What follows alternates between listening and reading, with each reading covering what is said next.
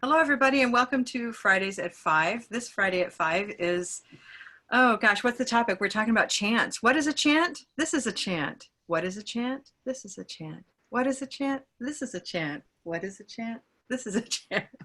We can take almost any phrase or word, and with enough crafted repetition, we can make it sticky.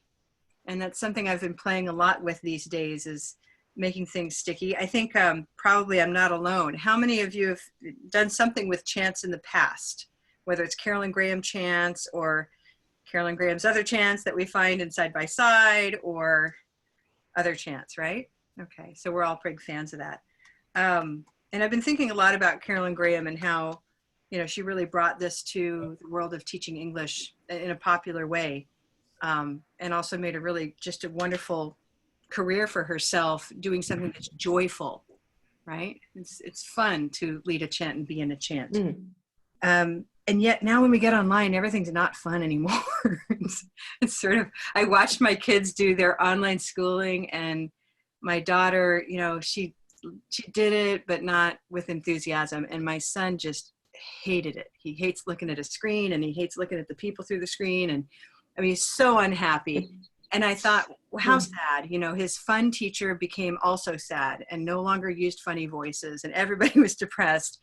And we've got to find ways to get around the flatness of Zoom. I think that's been the thing I've been struggling with, is how do you get through? And I certainly have a lot of fun. You know, Fridays at 5 are fun, and every one of our little gatherings are fun because we're all teachers who know how to have fun. But the part that's really the clincher is the lack of the ability to have simultaneous two-way speech, right? I can speak to you, you can speak back, and if somebody tries to talk at the same time or get a word in edgewise, there's this awkward, oh, I'll be quiet so that now Robin can say something, okay, or so that Karen can pitch in an idea. And we've all had that experience. So I've been sort of thinking, what can we do when we teach online? And today's topic is particularly with chants, because chants work most because of the choral repetition and hearing the whole group. And I guess I'm here first to say that I haven't found a good solution for that. But what I would like to do is just walk through 3 different tools that I use to lead chants, and hear from you too. And the third tool is particularly interesting to me, and I can't wait to get to it. So tool number 1 is what we're doing right now. And I just wanted to spend a moment with Zoom to make it clear that you really can lead choral repetition activities and chants in Zoom, so long as you have the faith of a radio show host, right? And what I mean by that is, if we all mute ourselves, except you're listening to me, so go ahead and make sure you're muted. And this by way of saying, you've got to train your learners to know their mute button. And that's the first language you have to teach them. You know, mute yourself. I think that's the phrase I use. So maybe we want to make a chant about mute yourself, turn off your volume, mute yourself, or something like that. Once we're muted, we can lead a chant like the one that I recently posted on our resources page. And so I think what I'll do is, and several of you now, hello, and Karen, you were here last night, and I led a chant like this. And what I'd like to do is just re-lead that chant, but I'm going to do it by showing you what's available new on our website. Come on, not this page, this page. If you find our, come on, Taylor, where are we? Color Ballot Resources. You will now find that I've posted a couple of videos with downloadable resources, and each video elaborates on what you can do. And that third resource posted just this week is a chant. So if you're not yet familiar with this chant that we've had around for a while, it's a super useful chant. It starts with, I'm sorry I can't go to class today. What do I say? Thanks for letting me know. So that's the chant, and I'll go ahead and play the video because I lead you through the beginning of it. Or, I don't know, I don't want to play a video for you. The video's here for you, and I'm going to do it for you live. How about that? But essentially, it's this resource, and I'll pull it up for you to see after we've done it a little bit. So with your mutes on, we can take 2 image cards and I can just lay out the skeletal part of the chant for you. And you're going to use your hand. So you're the students, I'm the teacher. And we are recording, right? Yes, we are recording. So we didn't forget. All right, here we are. Ready? Ah, ah, ah. Ah, ah, ah. Ah, ah, ah. With your hands. Ah, ah, ah. Try that. Ah, ah, ah. Ah, ah, ah. That's a rest. Ah, ah, ah. Ah, ah, ah. Now this. I'm sorry I can't go to class. I'm sorry I can't go to class. I'm sorry I can't go to class. I'm sorry I can't go to class, and stop. Hey, you all stopped. Good. So simple things like using a beat with the color vowels, giving enough time for that to sound sticky, like that, okay? And then holding our rhythm like this. And having faith that that's necessary and knowing that it is, and then providing just 1 line. And now I've taught you the first line of that chant. And what is it? I'm sorry, I can't go to class. I'm sorry, I can't go to class. I can then add, by the way, I can now add, I'm sorry, I can't go to class. I'm sorry, I can't go to class. What do you think's going to go here? What would rhyme with gray day and be the end of that line? I'm sorry, I can't go to class today. Thank you. I'm sorry, I can't go to class today. I'm sorry, I can't go to class. I'm sorry, I can't go to class today. I'm sorry, I can't go to class. And now we have, that's a chant. That is a chant all by itself.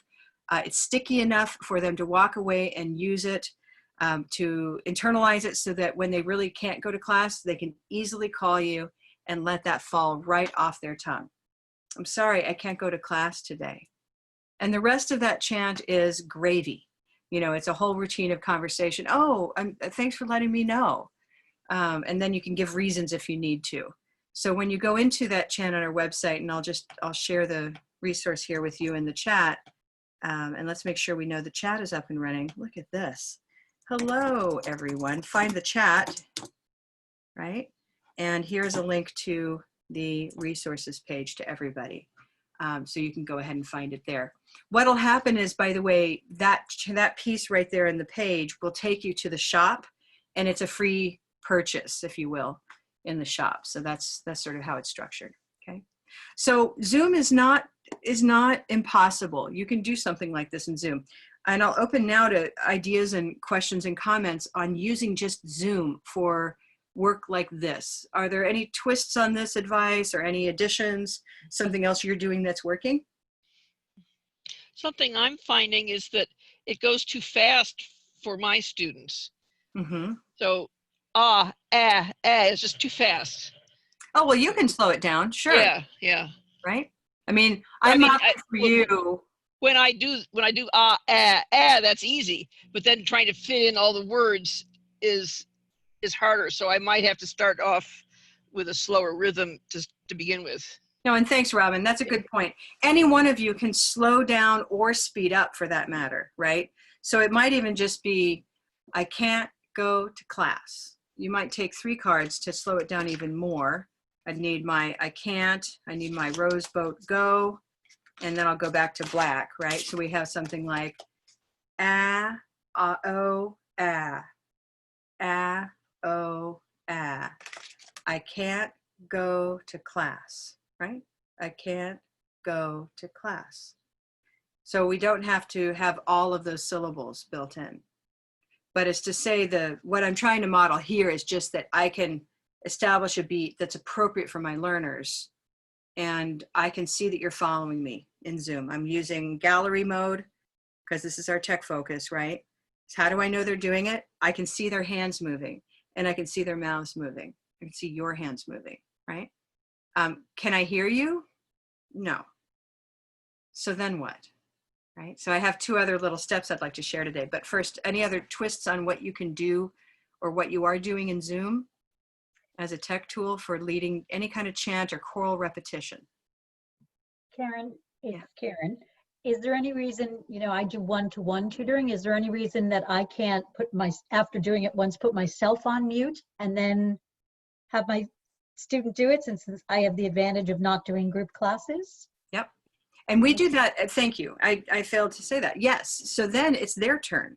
So now you don't even have to mute yourself. You can just listen to them the way you're listening to me now. We both have our microphones open. I'm just not going to speak at the same time.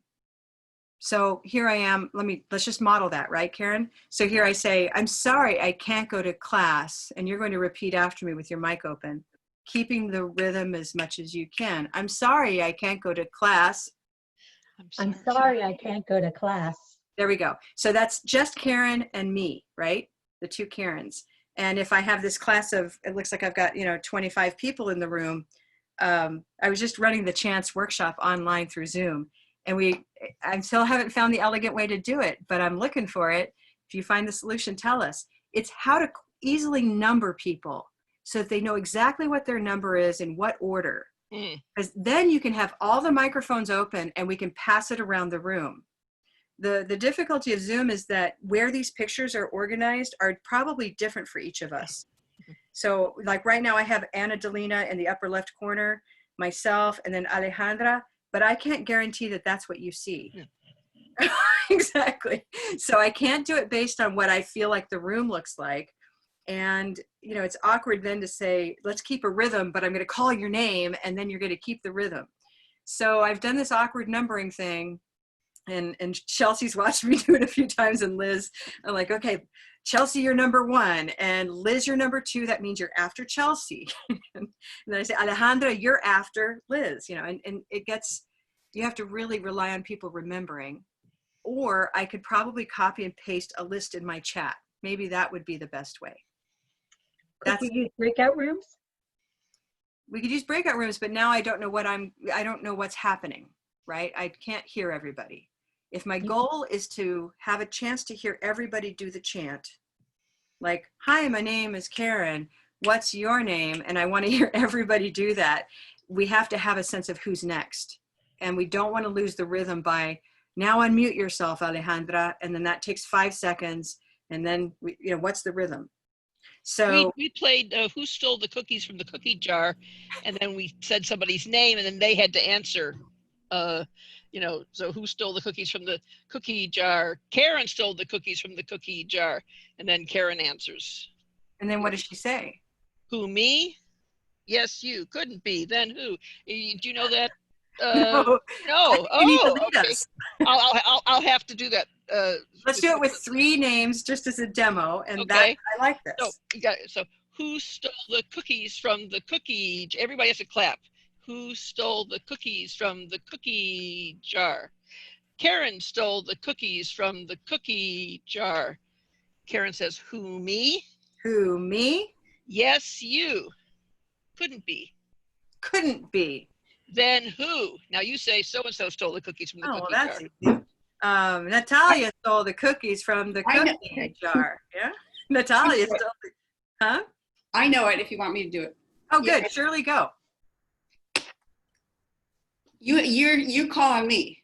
Oh, I thought you were solving Shirley stole the cookies from the cookie jar. Who, me? Yes, you. Couldn't be. Then who? Karen stole the cookies from the cookie jar. Okay. This is cool. So we've just solved the tech problem by having a chant that calls the next person's name as part of the chant. Yeah, the rhythm doesn't quite mesh up because there's still a lag, but it's better than nothing, and each person gets a chance to do it. Yeah. And especially if we do air clapping and aren't actually clapping, we can all have our mics open and it'll work. Yeah. One thing I wanted to try, and I didn't have enough people to try it, but what happens if you mute yourself and everybody else responds with their mics open? Is it still a lag? Is it still delayed? Here, let's all try it. Everybody. The word is cacophony. Yeah, everybody say it at once. Let's open our microphones just so we can experience it. Because again, our focus on Fridays is experimenting with technology, right? We really want to understand what happens. So we're going to say, I'm sorry, I can't go to class today. I'm sorry, I I'm sorry, I can't go to can't go to class class today. today. So you're going to hear, Yeah, it's still watch this delayed. Yeah. recording, you'll hear the cacophony. It Yeah. literally cannot permit two voices through the bandwidth at the same time. Okay? Well, there's a delay. Right. Yeah. So it's doing this thing where it even holds back on audio and it delivers them in little lines, if that makes sense. So no, there's no good solution to that. Yes.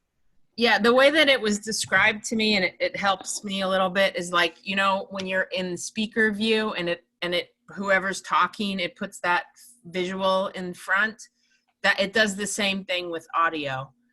But there is apparently some kind of setting in Zoom that can help that. I haven't experimented with it yet, but maybe. But anyways, Karen, the other Karen, so you can do it like that where you both have your mics open, but there always will be this little lag. So you can never quite get the rhythm going back and forth. But so what I do is I do it line by line and have my student repeat, because I also do private tutoring.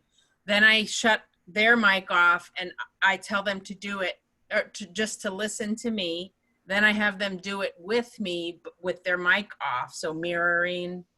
And then I turn my mic off and have them do it. That's the method that I have come up with that works fairly well. Great. Wonderful. I've also played, you can share a video and people try to sing along with that, but that's weird. That winds up being strange too.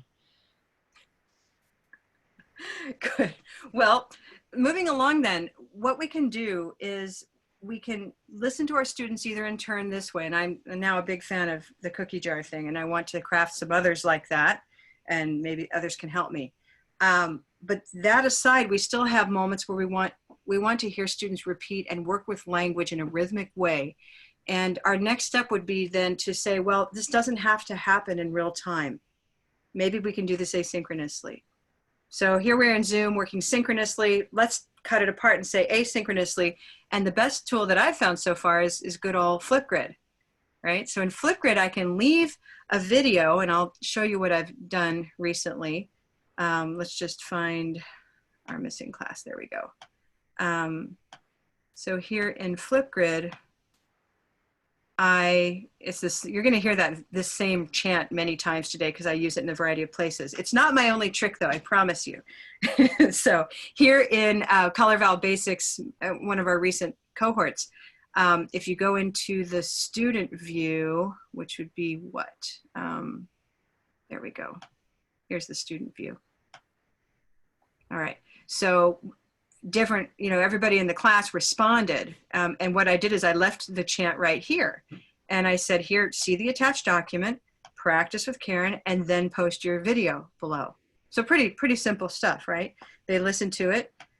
I show them exactly what I want them to do. Hi, so for this task, you're just going to familiarize yourself with the chant, blah, blah, blah, blah, blah. I tell them what to do, they practice it, and then they post, right? And then I can listen to each person's chant, and they can post twice if they wanted to, what have you.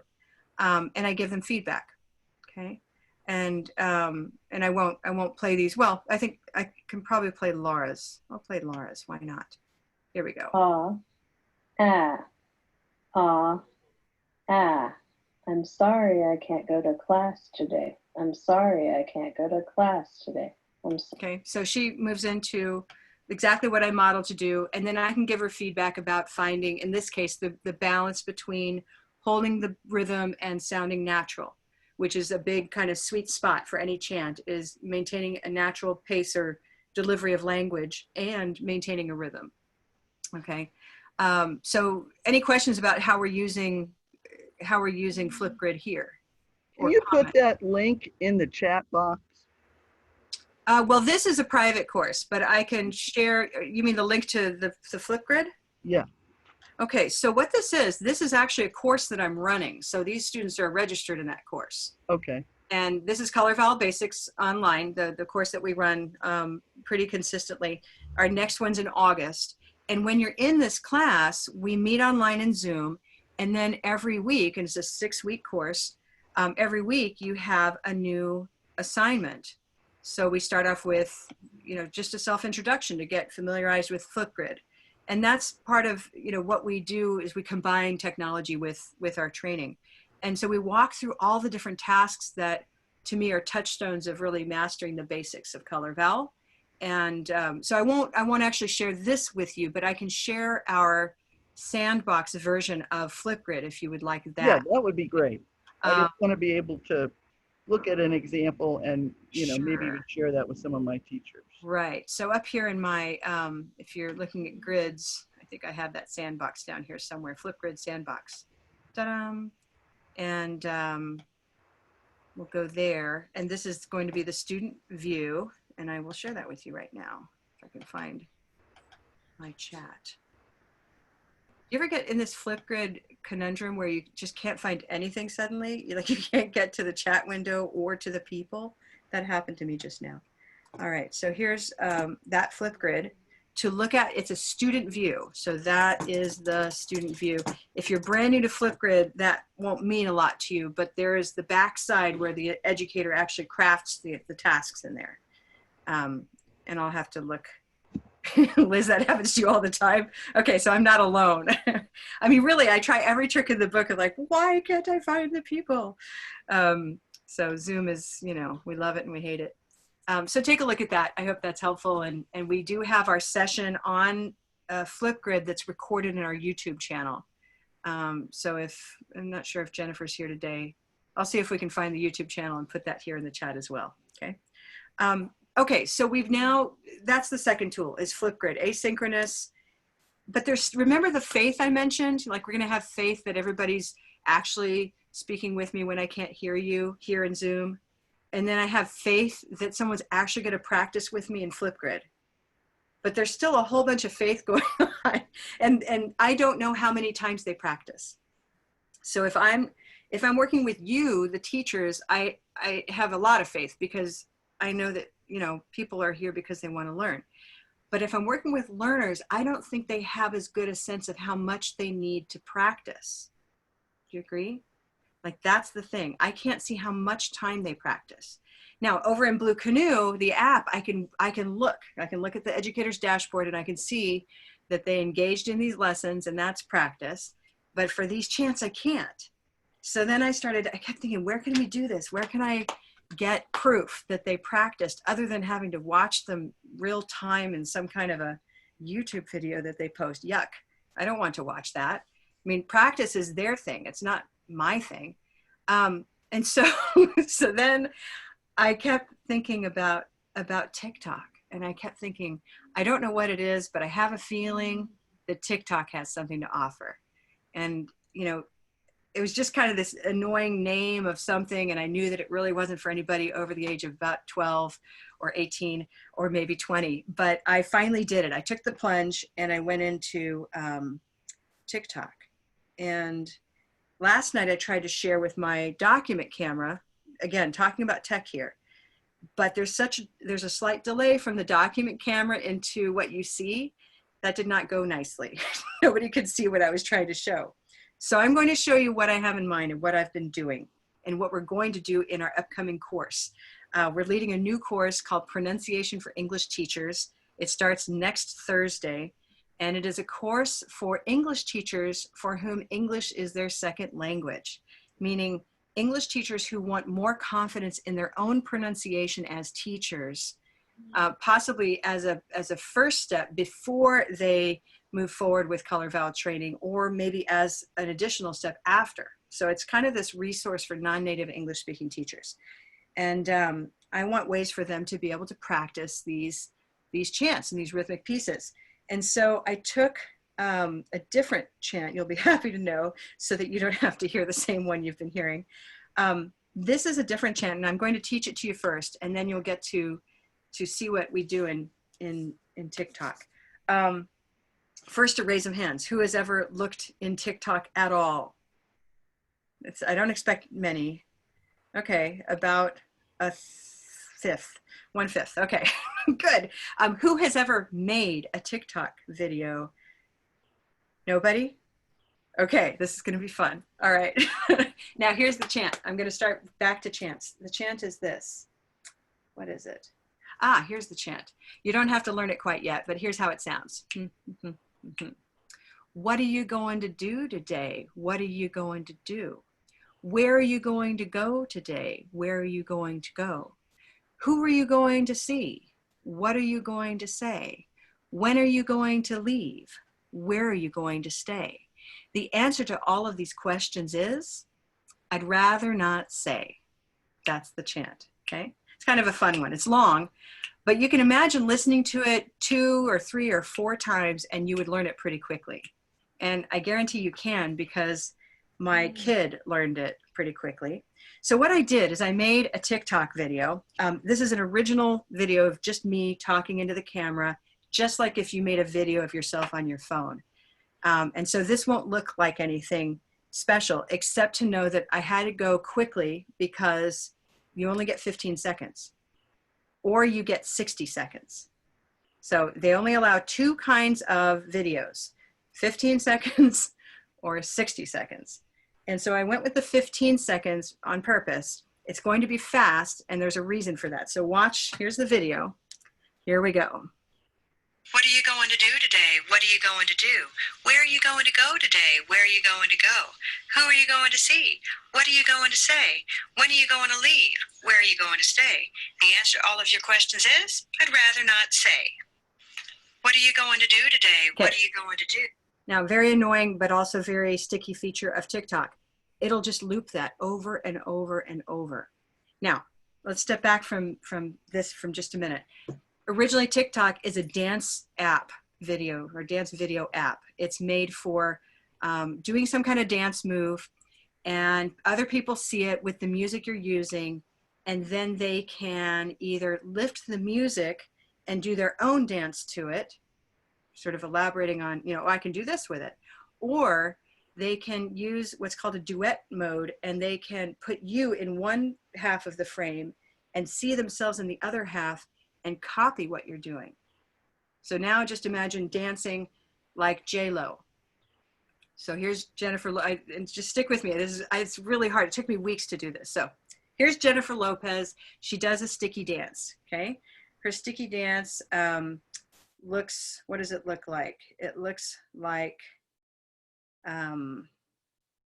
this. So I'm going to show you Jennifer Lopez doing the sticky dance with my son. Hold on.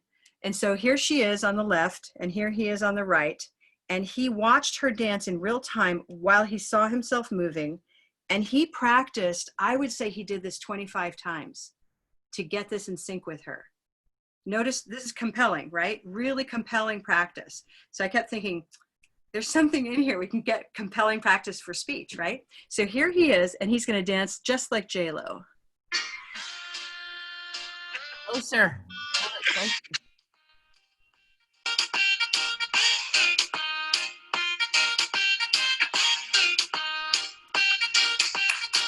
Okay, and then that goes on and on. Okay, everybody gets that, right? Super cute. He worked really hard. Nobody told him he had to keep practicing. He was happy with his recording when he was happy with his recording. And until then, every recording before that might have been the one that made him happy, but he pushed himself because he wanted something closer, right? Okay, so 25 times he practiced J-Lo's dance. And so now I'm thinking, wow, I have this app. We're going to have summer camp, you know, COVID, stay home, summer camp, where I think TikTok's going to be part of my camp, because suddenly he's exercising for a good 20 minutes, just doing a dance to copy it. Okay, so that's the stickiness, right? The compelling part of it. Then I thought, well, let's have, we have a housemate with an 8-year-old child. And so here's Erin, but Erin, developmentally, you know, she's younger. And so she can't move as quickly as J-Lo. She's kind of, if you guys know 7 and 8-year-olds, they kind of move a second behind what they see if they're trying to dance and follow.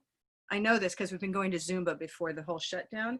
And so what you can do for her is you can slow down J-Lo's dance to half the time. So now the music is the same, but it's playing more slowly. It's not distorted. And J-Lo's moving half the speed. And so you record it more slowly, and then it plays back at normal speed. This is neat. So now you're going to see Erin dancing. This is Erin, and she's dancing with J-Lo. And you're going to notice, I don't know if you'll be able to see it, but it's going to play normal speed, but you can kind of see that it's a little strange looking the way she's moving. And it's because her movements were slow and then it moved it into kind of fast mode. Does this make sense? So here she is.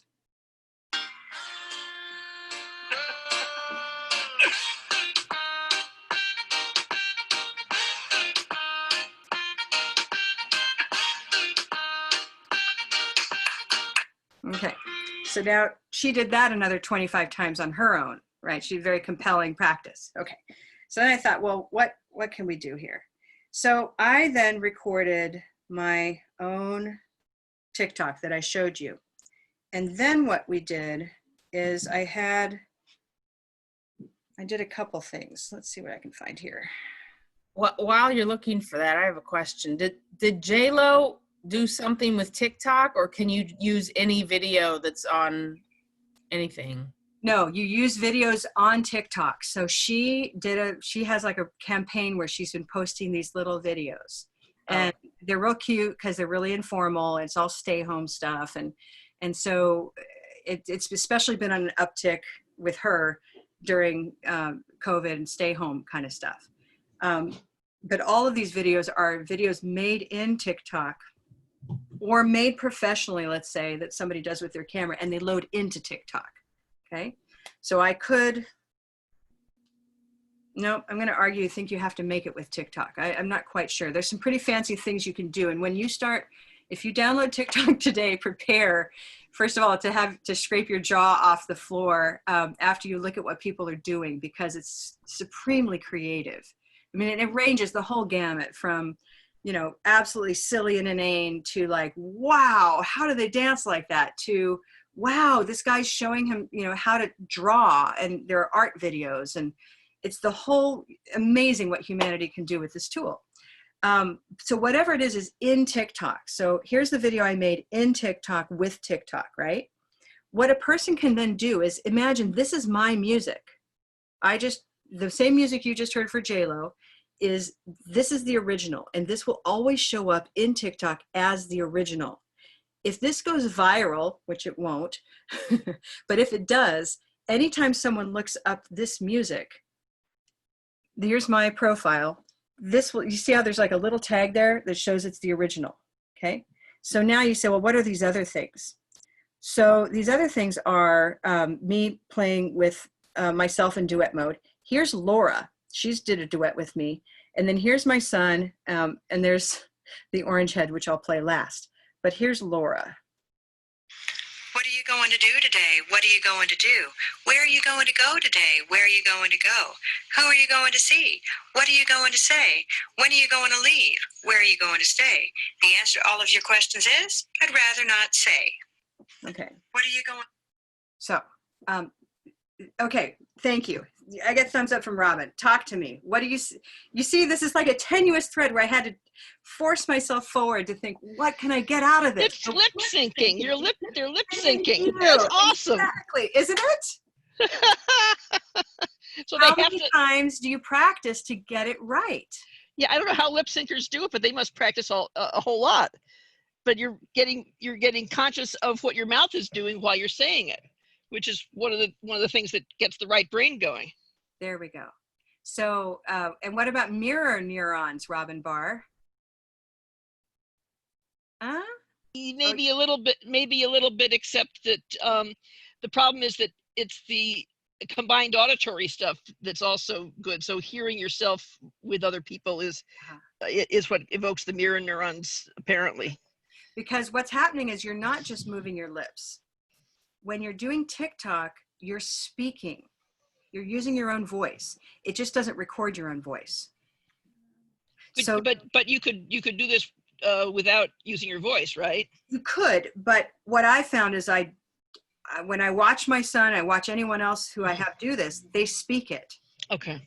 Okay. Okay. In that case, they're speaking in time with your voice then. So Exactly. They're hearing your voice at the same time. Then that gets the mirror neurons going. Okay. So the process of TikToking a chant is different than the result. Okay. The process is that you're speaking, it's choral repetition. The result is I can see that my student practiced enough to match their lips.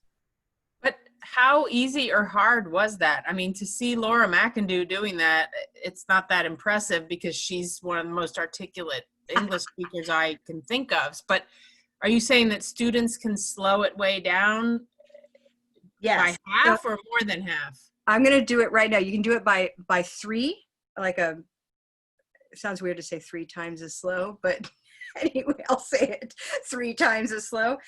There's a 3 and there's a 2. So if you're here in TikTok, the student touches here and hold on. Okay. I can use this sound. There are a couple things we can do. I can use this sound and not look at the person, which is not what I'd recommend for yet, right? The first step I would do is go to what's called, okay, and this is hard. The reason I'm doing it here is because, again, the document camera delays things too much. But when I go into this, I can do a duet.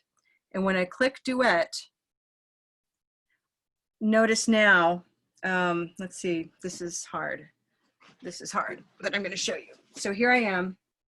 I have me on the right. This is the original, happens to be me on the left. And I can play it at half the speed. So now watch what I'm doing. What are you going to do today? What are you going to do?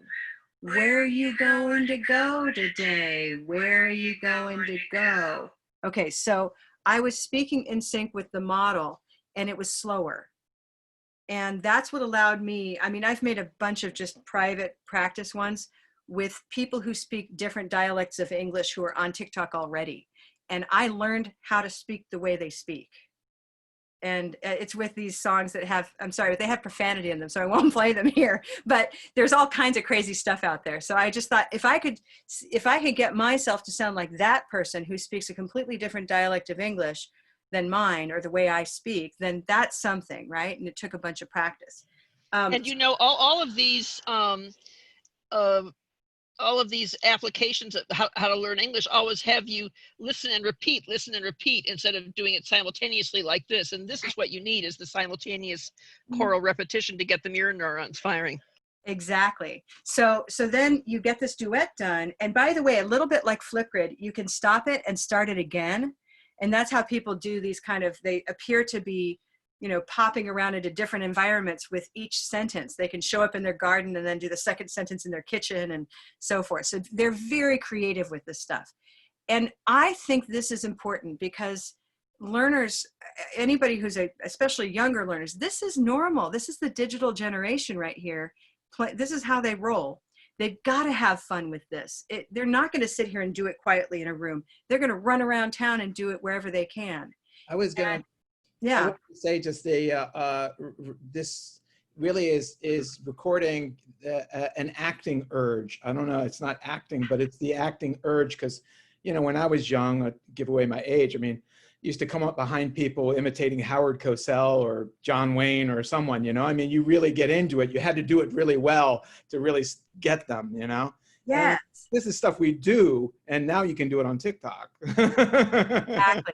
So then this is the next part of it, is if anybody has used, I'm afraid to ask for the raise of hands because there won't be many of us, but, and I'm not one of them either. Snapchat, anybody heard of Snapchat? Okay, we got Elaine in the room. She's like, I'm Snapchat. So Snapchat's famous because it has a bunch of filters, ways that you can dress yourself up essentially without having to go dress up. And so does TikTok have filters. And so one of them that I, you know, just found myself playing with, and I think is part of compelling practice, is that I have these funny glasses on. And it also changes my eyes to look like I'm just fantastic. So I'm going to keep the eyes. And now I've got this. What are you going to do today? What are you going to do? Where are you going to go today? Where are you going to go? Who are you going to see? What are you going to say? Okay. When are you going? So there I am acting. I mean, I have a whole attitude, right? And I have this filter on. And so does my son, who, so now I'm going to show you 2 videos. One is where an earlier one where he took my chant, and it was the first time he followed it, and he followed it in real time. Watch what he does as a first time, not really knowing the chant. What are you going to do today? What are you going to do? Where are you going to go today? Where are you going to go? Who are you going to see? What are you going to say? When are you going to leave? Where are you going to stay? The answer to all of your questions is, I'd rather not say. Okay, What now, are you going to do? what did you see? He uses all this head nodding. Did you see that? Because he doesn't know what to do with his lips exactly, so he just kind of stays in the rhythm and he does this thing with his head. And he matches the vowels. He matches the vowels, exactly. He gets That's these what I was. beats. That's what I Yeah. was looking at. I was looking at mouth, you know, the spread, the E and the ah, you know, the A, whatever lower. I was looking at a lot of that. Yeah. It's Yeah. interesting. Great. So I watched him do that, and then he wanted to do it again, and he wanted to use his favorite filter. And I said, oh, that filter, it'll hide your mouth. He said, no, it doesn't hide your mouth. So this is the end of this little presentation part. Here he is with his orange filter on, and he knows it better. Watch his lips. It's all you can watch. What are you going to do today? What are you going to do? Where are you going to go today? Where are you going to go? Who are you going to see? What are you going to say? When are you going to leave? Where are you going to stay? The answer to all of your questions is, I'd rather not say. I love it. That's Isn't great. that crazy? So all kinds of filters, dozens of filters, all kinds. And who, you know, what fun. You just entertain yourself while you keep practicing and matching the voice and matching the rhythm. And if you're acting, you don't have to worry about sounding funny. That's right. That's one of the what's it called? Ego permeability problems that people get. But if they're pretending to be somebody else, then they can do a really good accent. That's right. That's right. You're moving out to the right. Yeah. Yeah, I had that too, like with my kids, you know, like middle schoolers. I mean, they're like Snapchatting and putting little elf hats on me and stuff. I'm like, no, you can't do that. And they're also with TikTok. They're like, Mr. Gold, why aren't you on TikTok yet? You know, so they're really, it motivates them to be able to do it naturally. That's what they want to do. That's right. This is the way people are, you know, process their experience these days is through these kinds of tools. So I know also, you know, I don't know, but I suspect, and I'd like to know from folks in the room, you know, does this feel overwhelming? Just the thought of digging into a tool like this? Yes. Yeah. But I have a question too. Your original there with that chant was quite fast, like inordinately fast for what I would present in a class. But it doesn't need to be, right? It could be regular speed. Mm-hmm. I would start I wanted to do something challenging to see what people do with it. Okay. I could present remember how the chant I introduced you to just now, it's a big long chant, but it could be, whether it's the I'm sorry I can't go to class or whether it's what are you going to do today? Both of those have a pretty compelling chant just with the first two lines. What are you going to do today? What are you going to do? What are you going to do today? What are you going to do? And that's it. And what are they doing? Bunch of connected speech, right? A ton of connected speech. I would say that's like the main thing going on there is they're keeping a beat, they're using stress, and they're using connected speech. It's no longer, what are you going to do today? What are you going to do today would be half as fast. And they're matching all that. So you choose how little speech you put in that 15 seconds and ramp it up.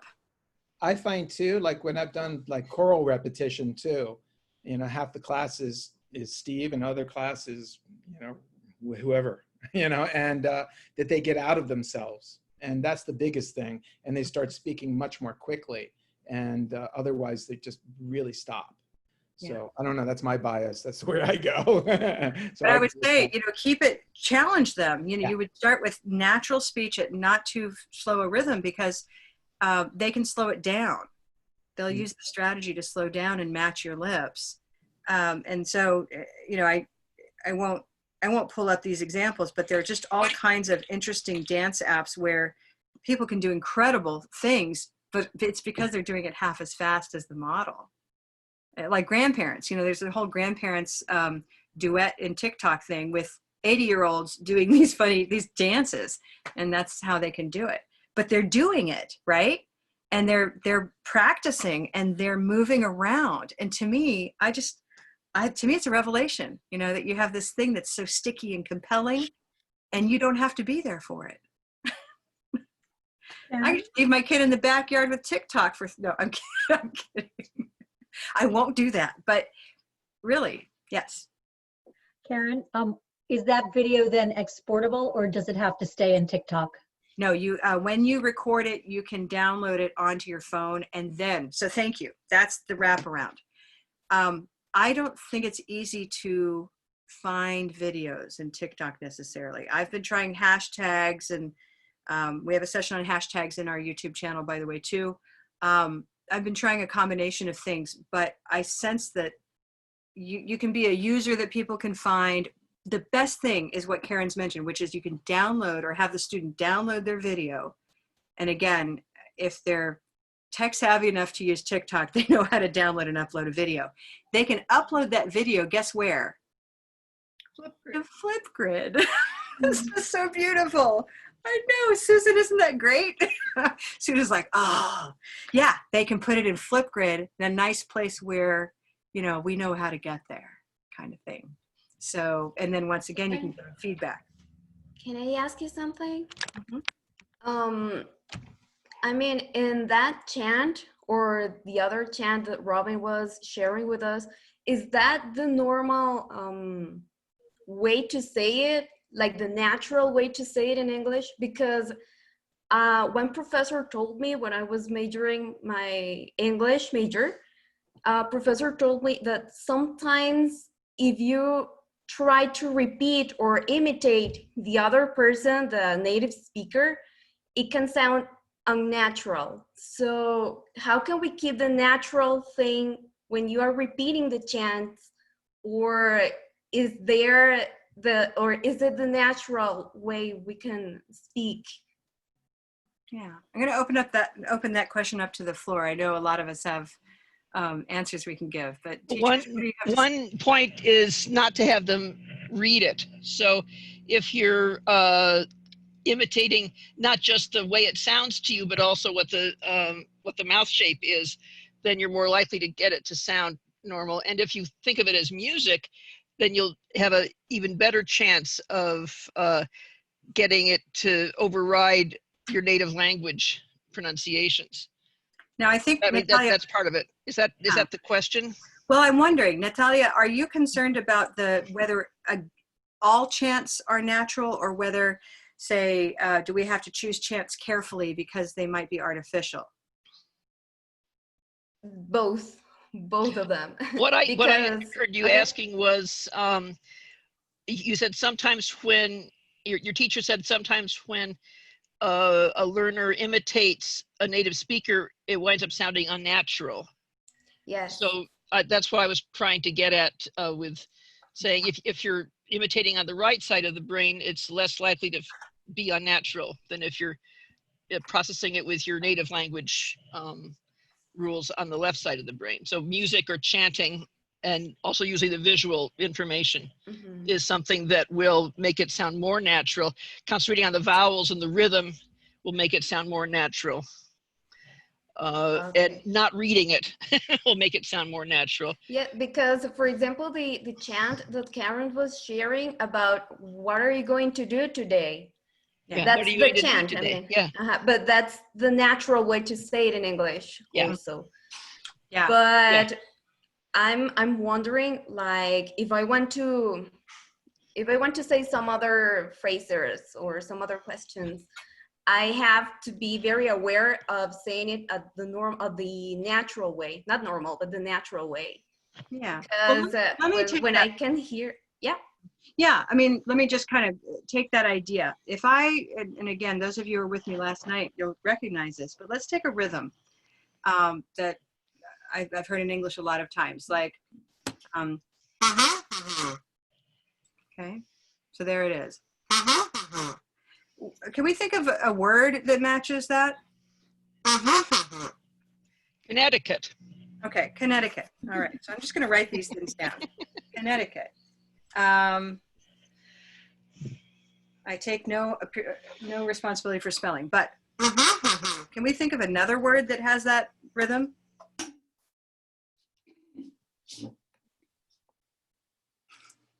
I know a phrase. Okay, a phrase. I think I know. Okay. I think I know. I think Yeah. I know. I think I know. I think I know. Okay, so in that, yeah, Okay. emphasizing like, pretty sure, right? Got I it. think I know. Okay, another word or another phrase that matches that. A crocodile. Responsible. Oh, crocodile. I like the crocodile. Wait, I heard responsible. Responsible crocodile. Yeah. I like that. Okay, Oh, so we have Connecticut. I think I know responsible. And what was Crocodile. a crocodile. Oh, a crocodile. This sounds like a man, a plan, canal. Okay, so here what we've done, Natalia, is notice I didn't tell anybody what to say, right? I put a pattern out there. I put one pattern with one major stress. There are hundreds of words with this pattern. There are hundreds of phrases with this pattern. It's an interesting feeling to cast around and find them out of our existing vocabularies, right? But here we have Connecticut. I think I know responsible, a crocodile. That's kind of fun. Connecticut. I think I know responsible, a crocodile. Then I feel like I have to take a breath, right? Connecticut. I think I know responsible, a crocodile.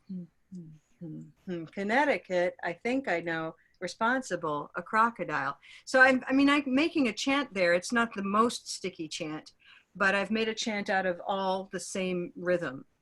And is it starting to sound unnatural? I think it was proven as natural by the fact that I played the rhythm and I got these ideas from people. So this is actually how English works. Now, of course, if I say, I'm sorry I can't go to class today, thanks for letting me know. Okay, I'm starting to get really, I'm sitting on a ball, by the way. That's how I can bounce. And so I can start to sound very, kind of very contrived, like a children's rhyme, but children's rhymes reflect in exaggeration what we already naturally do. So yeah, we do have a whole course on this coming up, by the way. In August, we have our next chant, leading chants class. So look for that in our webinars and workshops page. I'll share our website here with you, colorvowel.com. I'd love some closing comments on just ahas from today, things that you found useful, other questions that you'd like to see addressed in the future, especially regarding tech and teaching and Color Vowel.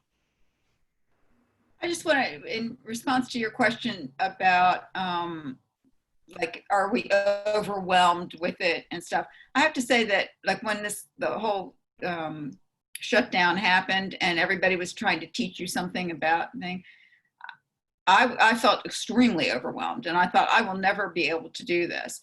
But once I slowed down and I just did one thing at a time, so I learned Zoom because I had to do that immediately. And then there was Flipgrid and Kahoot and 50 million other things. And I didn't have time to get to it. But I will say that, when I started the course, the basics course, and then you had that little video about how to use Flipgrid, and I had to use it as a student. And I actually sat down last week, and in one afternoon, I set up a Flipgrid course, which I, like before, it was all Greek to me, and I thought I would never be able to do it. And it was so easy. So I think you can, but you just, like, you have to take it one thing at a time and, just explore it and have a model and experience it maybe from both sides. Yeah. But it can work. And if I can do it, anybody can do it. That's what I said about Zoom. Yeah, everything's our baby steps, and I think because my kids had tapped into it, we never had devices in the house before the shutdown, and suddenly they literally had to be on a computer because of their school, and then suddenly they needed to be on my phone for some things. And strangely, they found, I don't even know how they did this, but they found TikTok. And that started nagging at me. I started thinking, there's something interesting about it. So that was my edge. That was my baby step, was just like, why am I afraid of this thing? Why don't I want to touch it? And then what I did, it was literally an hour and a half later, I was just staring at it thinking, wow, what people do, you know? I mean, yes, you think, how do they find the time? But people are so creative, and so are we. And we can do this, you know, so keep your And baby. now just do a video, a how-to video about TikTok, and we're all set, all of us. I'm Is working on it. is TikTok, are you able to do TikTok on a computer rather than on a phone? You can't do it, but you can see it. So if you Okay. go to TikTok, I've been kind of playing with that. Again, I feel like the search aspect of it is tricky. So here is TikTok, and you can just start watching.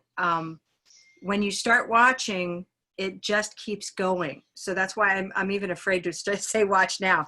You don't know what you're going to see, and it's wild. But once you start touching things, you'll realize you can actually shape what you see. So now all of the videos that show up on our TikTok are cats. Like, because my daughter, you know, loves cats, and it's cats that are dancing to J-Lo songs, and it's all very innocuous. But you can find instructional things. You can find political things. You can find whatever it is that people are doing with this very creative tool. But And you can't make a video using your computer. You have to have a phone that can do that. That's right. Okay. All my students have better phones than I do, so maybe it's time to invest in a better phone. Yeah. Right. And so, you know, I think one of the big takeaways for me is understanding our newer generation is repetition is a big part of the young visual culture. I find that the thing that drives it really is the students coming to me, as I said before. I mean, I think it makes it a lot easier because they know exactly what to do. If I gave them this, they'd be like, okay, great, TikTok, wow, Mr. Gold, thanks. You know, I mean, they'd be so happy. Right. And so, but even the things you're seeing here, these are the entirety of a given TikTok video. They don't last long, and they automatically loop. It's almost like perseveration. So that's how young people are learning these days, is by watching something over in short spurts. Yeah. And that can be pretty disturbing to those of us that, you know, like to sink into a good book for a long time or something like that. Yeah. But the more we can just kind of relax and say, you know, there are lots of ways of processing information, and we might want to see if we can use this as a tool. And that's just all there is to it. You know, we need to stay hip to the latest tools. So it may not be your best friend in the end, but I wanted you to know about it. That's what my goal was for today.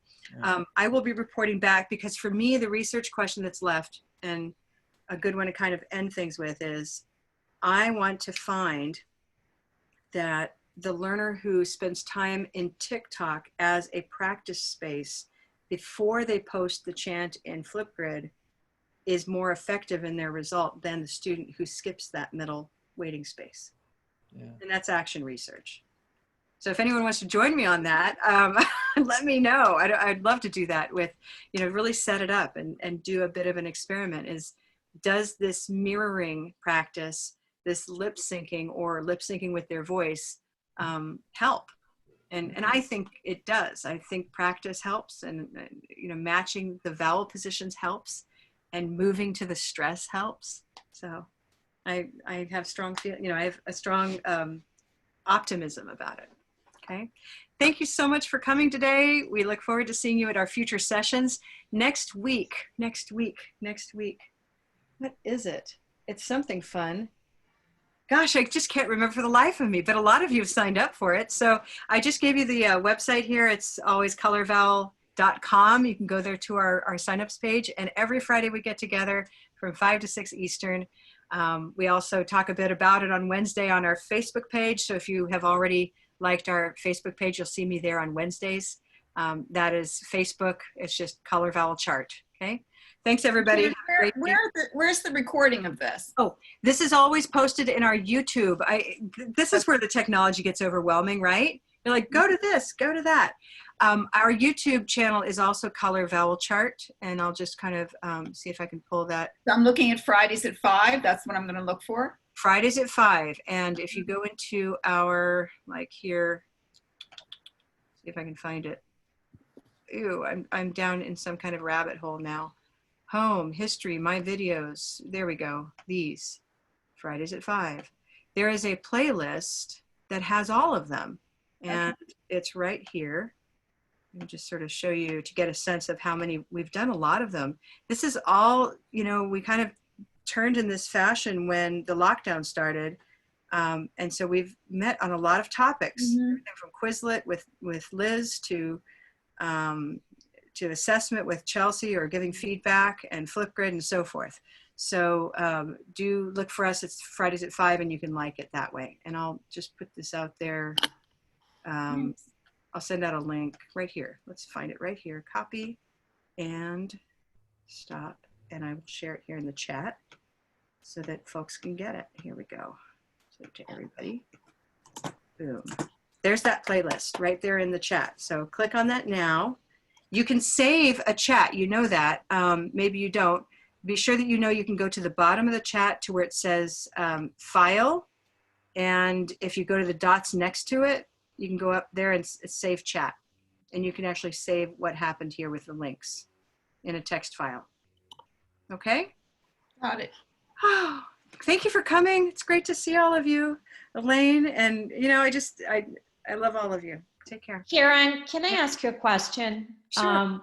I volunteer with Gina. I am new to the Color Val, and I want to take I'm thinking about taking the pronunciation for English teachers. So English is not my first language. So I'd like you to just talk a little bit about that. Sure. You know, thanks for asking. It's a concept workshop that's really interesting to me, and I'll show it to folks here by way of saying we intended it for non-native English speaking teachers. But if you're a teacher who is simply curious about what doing pronunciation looks like, this course is written, and it's a written course that I designed back in November and December. It's a written course that is designed to only do pronunciation and not talk about it very much. So it's analogous to, and I'm just going to come down to it here, pronunciation for English teachers. It starts next Thursday, and when you look at the registration page, you can learn a bit more about it. But I don't think the page does as much good as me just describing to you. We'll be using chants, substitution activities. I won't call them drills, but it is doing a lot with your mouth and getting used to the rhythm of English. So we'll be doing a lot that way. If you're a teacher who simply wants to, you know, audit or watch that course, that's what this is for too. So come, we're all going to be doing it together, you know, so whether you're a native or non-native speaker, we've priced it very affordably so that it's, you know, it's a 5-session course. That's an hour-and-a-half meeting each time. So you get a lot for that investment. And it's, you know, whether you're there to observe or whether you're there to learn for yourself, it's all participatory, and you can take away pieces and go use them. Okay, so that's a little bit about the course. Any other questions about that? Okay, well, we have a lot coming up. We've got, we'll be launching our new website pretty soon. We're working really hard on that so that we can have a really clear sense of the journey for you, because if you've been with us for a while, you know, there's a lot to explore with Color Val, and it's taken Shirley's right here in the room watching, and Jennifer's here, or has been. All of us, there are quite a few trainers in the room, and Robin, we've been doing this for 20 years, and it's sort of been amazing to us that we developed something that people keep wanting to do more with. And so we finally have sort of come up to the task that we have to sort of paint a clear journey of this Color Val Basics experience, and then what? So the then what is really under development, and that's the chants course. We'll have a spelling exploration course in the fall. We'll have all kinds of other courses coming up. So we're really excited about what we're going to be able to offer. And that's all going to be on the new website. So just keep going to colorval.com. The new website will come up when it's ready. But the link I sent you is good for finding out what's happening. Okay. So Karen, if we have not taken the first level course, do we need to do that before we take that chance course, since the first level isn't coming up till August? Yeah, so both of the first, nothing will happen in July, basically. And yes, Color Val Basics really is, and others can speak to this, but Color Val Basics is a really important foundation. for everything else. And yet, what I can offer to say here, if I show you again, is that if you come down and look, I'll try not to scroll too quickly. We've got level 1 is coming up in August, and I realize now the chance class is scheduled for right before that. It's true. We'll be offering it again though. Okay. So yeah, so aim for Color Vowel Basics level 1 class, and then everything else opens up after that as far as these smaller workshops that we'll be offering. Okay. Does the pronunciation for English teachers, does that require Color Vowel Basics as a prerequisite? No. And so that's why there's no level next to it. Right. That is open to anybody. Again, mostly the intention is for second language speakers of English who teach English and who may or may not know Color Vowel at all. That's really the main audience, is getting broad. And because I have a lot of AU students who fit that description. Perfect. It's for them. But it's also for the teacher who's curious, who says, $95, I'm going to audit that class and I'll participate. We also, by the way, if anyone wants to stick here for just 2 more minutes, the relationship between these 2 courses, that's why there's the first one, this one, Teaching Rhythm of English, is before the Pronunciation for English Teachers, because when you get into the Chance course, there's an option, there's an add-on to be a practicum, an actual coach in the next course. So when you take this level 2 workshop as a level 1 completer, and you go into tickets, you can actually add on, and I'll just briefly show you what that looks like. You can add on the teaching practicum, and then you actually go over and you get mentored guidance in teaching pronunciation online in that other course with me. So it's kind of, I can't decide if it's a hamburger or some other kind of a metaphor, but we provide mentored guidance in giving feedback and pronunciation. And that's ideal for anybody who's new to pronunciation tutoring, or maybe they're setting up their own private coaching business or what have you, and you're not sure if you're giving the best feedback in the moment. That's what we're providing, is that kind of guidance. But again, I apologize, the map isn't very clear, but we're making the map, and that's what we're up to these days. Okay. All right. Thanks, everybody. I'm going to let you go. Have a good one, and see if you can TikTok a little. Okay. Bye-bye. Bye. Thanks for TikToking with me. Okay. Bye-bye.